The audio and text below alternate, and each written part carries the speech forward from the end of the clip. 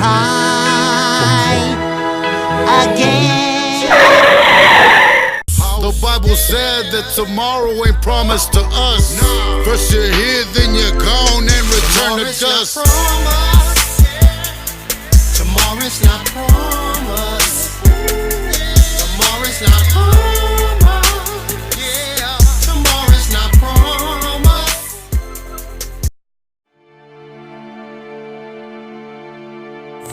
And then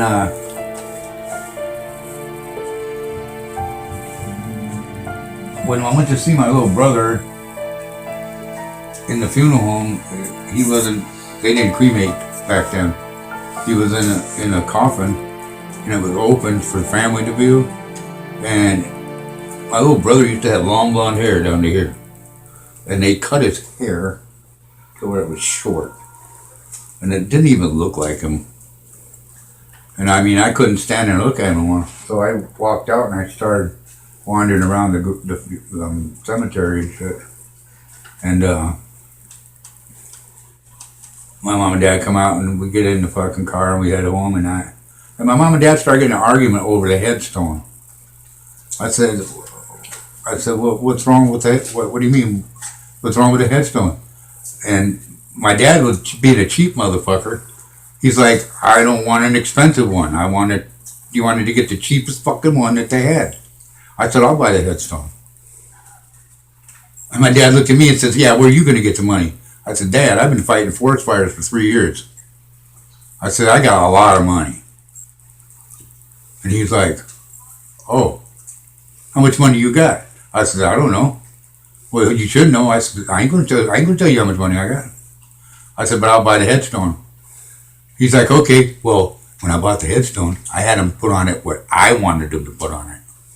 And I had him put on it his name, date of birth, you know, that regular shit. And then I had him put loving brother, uncle, even though he wasn't even an uncle yet. Well, he was, because Tachi was born. Loving uncle, brother, son.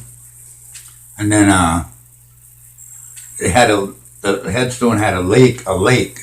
Actually, there was a headstone, and then one that went in the ground on the headstone. It was bronze.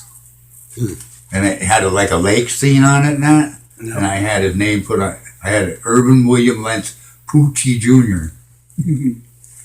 And it cost me like fucking 20 grand, dude. And my dad seen it, man, and he was like, that's the only time I ever seen him cry. He was like, wow, that's beautiful. I said, yeah. I thought it was anyway. But we get back to the house and I have to go back to Kettle Falls because I stayed in Kettle Falls until I graduated high school. And I said, I have to go back tomorrow. I'm like, so that night my mom and dad, they're both drunk anyway. So they get in a fight over this goddamn headstone again. Because my mom's like, you made Jimmy pay for the fucking headstone, you cheap bastard. And my dad's like, he chose to pay for it. My mom's like, no, he did it because you're a cheap bastard. She goes, you couldn't even fucking buy something decent for your kid who's dead. Well, the old man liked to hit my mom.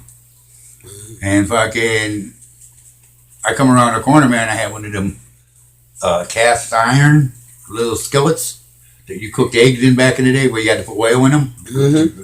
I hit him in the side of the head with that son of a bitch. Dropped him like a sack of oats, man. And my mom, I mean, he was just laying there doing a crappie flop and shit on the floor.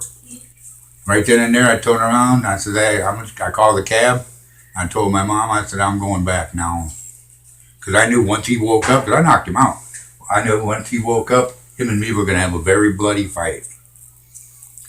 So I left and I haven't been home since 1972. Damn. Well, that was the last time I went home.